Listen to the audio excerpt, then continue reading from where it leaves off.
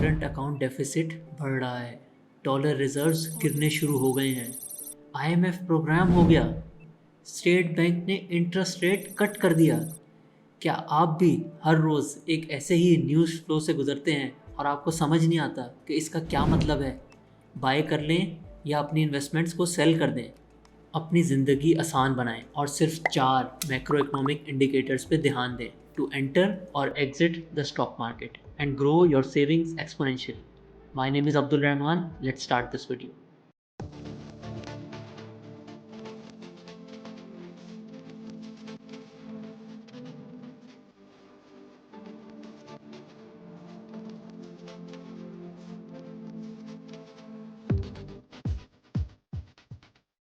इस वीडियो में हम आपको बताएंगे the most important 4 macroeconomic indicators that you should know when you are investing in Pakistan stock exchange, और ये कितने पावरफुल हैं ये हम आपको डेटा के साथ दिखाएंगे।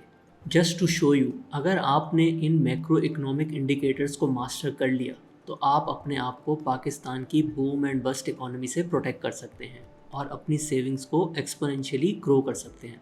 आप अपनी स्क्रीन पे लास्ट 25 ईयर्स के स्टॉक मार्केट के रिटर्न्स देख सकते हैं, broken down into 5 year intervals. जैसे कि आप देख रहे होंगे कि the major bulk of the return has come in 2 intervals of 5 years. इन 5 ईयर इंटरवल्स में अगर आपने स्टॉक मार्केट में इन्वेस्ट किया होता तो आपकी सेविंग्स 4 टाइम्स बढ़ जाती। This is the reason every retail investor should understand these macroeconomic indicators, ताकि वो भी फ्यूचर में पाकिस्तान के बूम बस्ट साइकिल्स को टाइम कर सकें। हमारा पहला और सबसे इम्पॉर्टेंट मैक्रोइकोनॉमिक इंडिकेटर है प्राइमरी सरप्लस। आजकल पाकिस्तान में जो स्टॉक मार्केट की रैली चल रही है और लास्ट 1 ईयर में जो ऑलमोस्ट 100% रिटर्न्स आए हैं, उसकी सबसे बड़ी वजह प्राइमरी सरप्लस है। पाकिस्तान ने ऑलमोस्ट 20 साल बाद प्राइमरी सरप्लस अचीव किया है।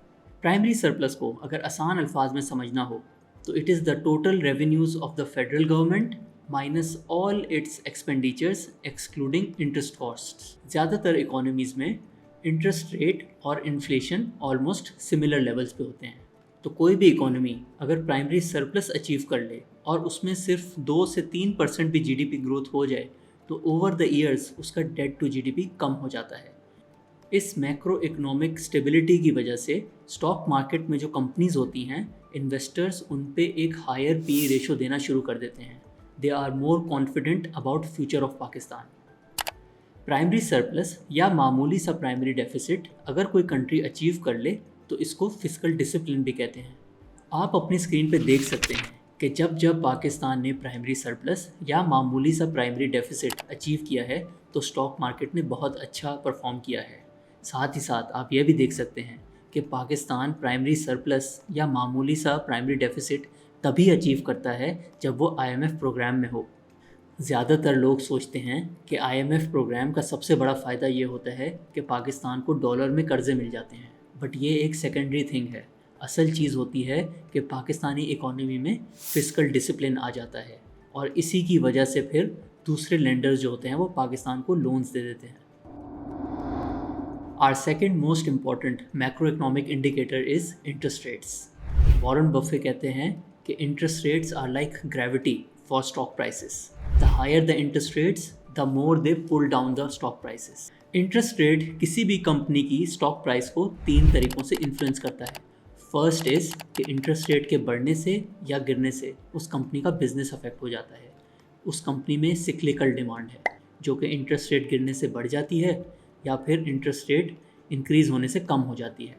और क्योंकि उस कंपनी की कैपेसिटी यूटिलाइजेशन चेंज हो जाती है इंटरेस्ट रेट की वजह से, सो उससे उसके ग्रॉस मार्जिन भी अफेक्ट हो जाते हैं।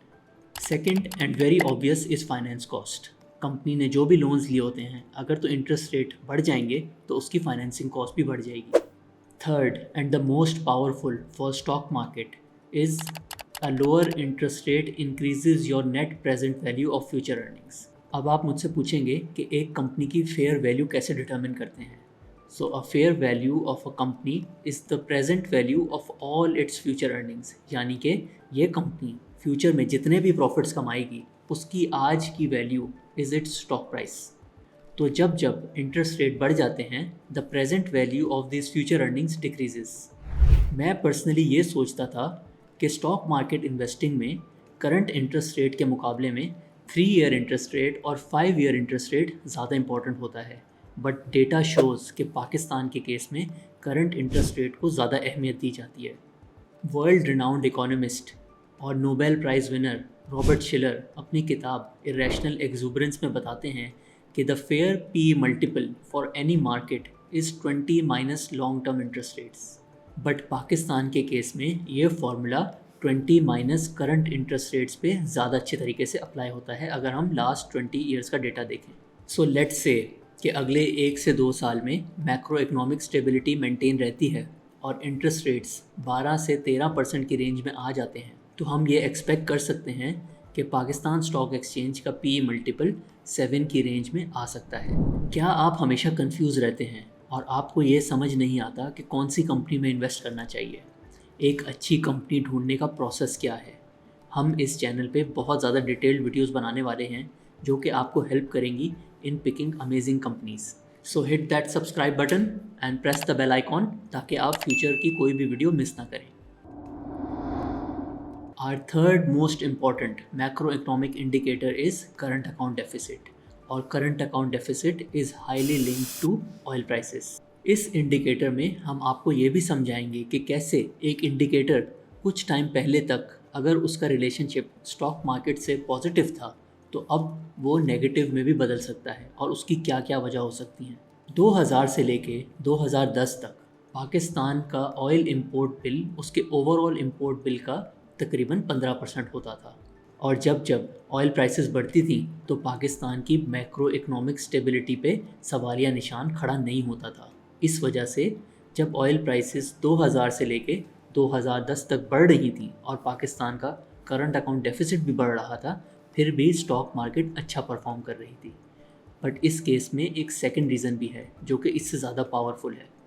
लेट 2000s में OGDC और PPL जो कि हुकूमत की 2 बहुत बड़ी कंपनियां स्टॉक एक्सचेंज पे लिस्टेड थी, इनका weight in KSE 100 index was almost 30%, और उस टाइम पे इन कंपनीज़ में सर्कुलेट का प्रॉब्लम भी नहीं होता था और ये कंपनीज़ एक अच्छे PE रेशो पे ट्रेड करती थी।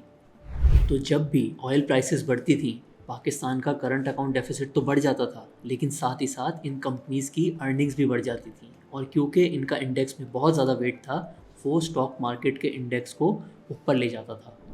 बट अब ऐसा बिल्कुल नहीं है। अगर हम ऑयल और LNG के इंपोर्ट्स को कंबाइन कर लें, क्योंकि LNG की प्राइसेस भी ऑयल प्राइसेस से लिंक्ड हैं, तो ये दोनों कमोडिटीज़ की इंपोर्ट्स पाकिस्तान के ओवरऑल इंपोर्ट बिल का ऑलमोस्ट 25 से 30% बन जाती हैं। तो जब भी ऑयल प्राइसेस बढ़ती हैं और उसकी वजह से करंट अकाउंट डेफिसिट बढ़ता है तो पाकिस्तान की मैक्रो इकोनॉमिक स्टेबिलिटी पे सवालिया निशान खड़ा हो जाता है और डिफ़ॉल्ट के फियर्स आ जाते हैं। साथ ही साथ यही दोनों कंपनीज़ जिनका वेट इंडेक्स में पहले 30% होता था अब 7 से 8% तक है, और इन कंपनीज़ में सर्कुलर डेट की प्रॉब्लम्स भी आ गई हैं। जैसा कि आप जानते हैं पाकिस्तान के इंपोर्ट्स और एक्सपोर्ट्स में बहुत ज़्यादा इम्बैलेंस है। तो जब जब ऑयल प्राइसेस की वजह से या किसी और वजह से करंट अकाउंट डेफिसिट बढ़ता है तो फिर पाकिस्तान के डॉलर रिजर्व्स तेज़ी से कम हो जाते हैं, और जब ये डॉलर रिजर्व्स सिंगल डिजिट में आ जाते हैं तो फिर लोगों को लगता है कि पाकिस्तान का फ्यूचर अच्छा नहीं है और पाकिस्तान की मैक्रो इकोनॉमिक स्टेबिलिटी पे सवालिया निशान उठ जाता है। इसी वजह से वही कंपनीज़ जो कि पहले 1 रुपया अर्न कर रही होती थी, लोग उनके लिए 6 से 7 रुपये प्राइस देने को तैयार होते थे, बट अब इन फेयर्स की वजह से वो कहते हैं अब तो हम इन कंपनीज़ के लिए 3 से 4 रुपये ही देंगे, क्योंकि पाकिस्तान का क्या पता 2 से 3 साल बाद ये डिफ़ॉल्ट ही ना कर जाए। Before we reveal our fourth and final most important macroeconomic indicator, please tell us in the comments कि आपका most important and favorite macroeconomic indicator कौन सा है और आप कैसे उसको अपनी इन्वेस्टिंग में यूज़ करते हैं। Our fourth and most powerful economic indicator is IMF।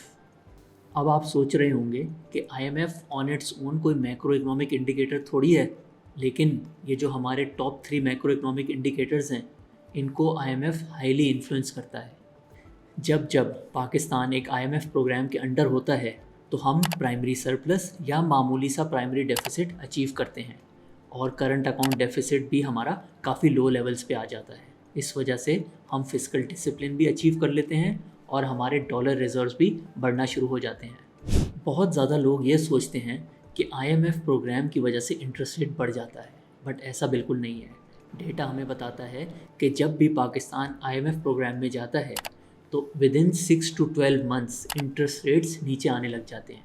सो इससे हम ये स्ट्रैटेजी डिराइव कर सकते हैं कि अगर किसी भी टाइम पे पाकिस्तान की स्टॉक मार्केट बहुत ज़्यादा डिप्रेस्ड हो और हमारा प्राइमरी डेफिसिट भी बहुत हाई हो और उसके साथ साथ करंट अकाउंट डेफिसिट भी हो, बट पाकिस्तान IMF के साथ अग्रीमेंट कर ले, तो हम ये लीप ऑफ फेथ ले सकते हैं कि पाकिस्तान नेक्स्ट फ्यू क्वार्टर्स में प्राइमरी सरप्लस भी अचीव कर लेगा और करंट अकाउंट डेफिसिट भी कम हो जाएगा और कुछ ही टाइम में इंटरेस्ट रेट्स भी कम हो जाएंगे। बेस्ड ऑन दिस आउटलुक, जब भी पाकिस्तान एक IMF प्रोग्राम में जाए और स्टॉक मार्केट डिप्रेस्ड हो, तो this is a really good opportunity to invest.